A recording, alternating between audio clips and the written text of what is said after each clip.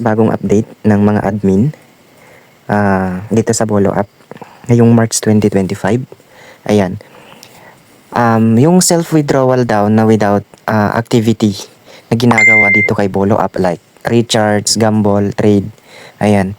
Ay automatic daw po na mababand ang kanilang account pag nag-withdraw sila. Ayan. Kailangan nyo na pong mag-recharge at mag-trade at mag-gamble para hindi naman siya maging useless or hindi na maging useless yung application dyan sa phone ninyo. Ayan. So, kailangan yung subukan ang mag-recharge kasi mayroon namang mga mini recharge dito kay Bolo app. Ayan. Sa 14 pesos nyo ay may mabibili na kayong 2,000 coins. Ayan. Sa 25, ewan, basta may mura lang po siyang mabibili. Depende sa prices ng sa mga coin seller. Ayan, don't worry, madami tayong contact ng mga coin seller. Kaya guys, ito lang yung papaunawa ko sa inyo ha. Kailangan nyo talagang mag-recharge, mag-trade at mag-gamble dahil without any activity daw na gagawin nyo sa application nyo, pwede na kayong maband or hindi po kayo makakapag self-withdraw.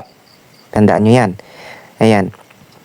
Kaya doon sa mga medyo naguguluhan dyan kung bakit may mga nakapag-ipon naman sila ng 100k diamonds hindi nila ma-withdraw.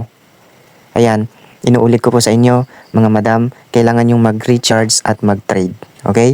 Para malaman nyo kung magkano yung kailangan yung i-trade para ma-unlock yung nakalak diamonds nyo yan, lalo na doon sa mga new user na nakapag 100k, 1,000 agad yung diamonds nila na wala silang ginawa kundi nag-receive lang ng gift. Ayan, itry nyo pong mag-recharge at mag-trade at mag-gamble. So, dito nyo malalaman kung magkano yung diamonds na kailangan yung i-trade or ma-receive. Ayan, para at least ma-unlock nyo yung mga nakalak diamonds nyo dyan. Kasi sinasabi ko sa inyo, 1/4 dun sa kita nyo na i-withdraw nyo sa self-withdraw, automatic nakalak yan, lalo na kung wala pa kayong ginawa na kahit anong activity dyan sa mismong account ninyo. Ayan, pindutin natin itong diamonds. Ayan. Ngayon, may mababasa kayo dito na diamond lock or diamonds lock. Nakikita nyo yung bilog, question mark na nabilugan or yung maliit na question mark sa tabi ng word na diamonds lock. Pindutin nyo yan, yung question mark na nabilugan. Ngayon may magpapakita dyan sa baba na diamonds lock. So dito sa number 1, kayong mga new user, ito yung lagi nyong tingnan. Sa number 1 kayo.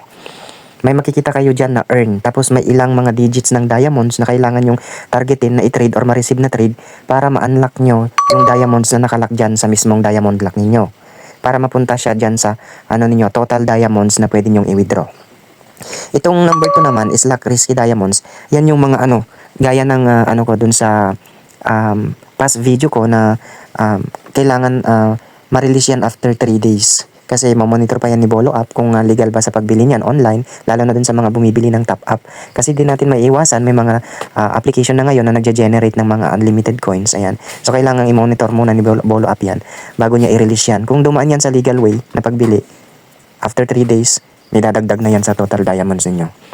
Okay, naulit ko ha. Doon sa mga bagong user ngayon, doon sa kaka-install pa lang, hindi siya katulad ng ibang application na pag nag-install na kayo, ay mag-earn na lang kayo, salo-salo lang ng mga gamble-gamble dyan. Galaw-galaw din para maiwasan natin yung pagkatingda ng account ninyo or mga i-withdraw ninyong diamonds. Subukan yung mag-recharge, mag-trade at mag-gamble. Upang sa ganun, maganda ang flow ng inyong account at hindi po mababand ang inyong account. Okay? Paalala lang, ingat.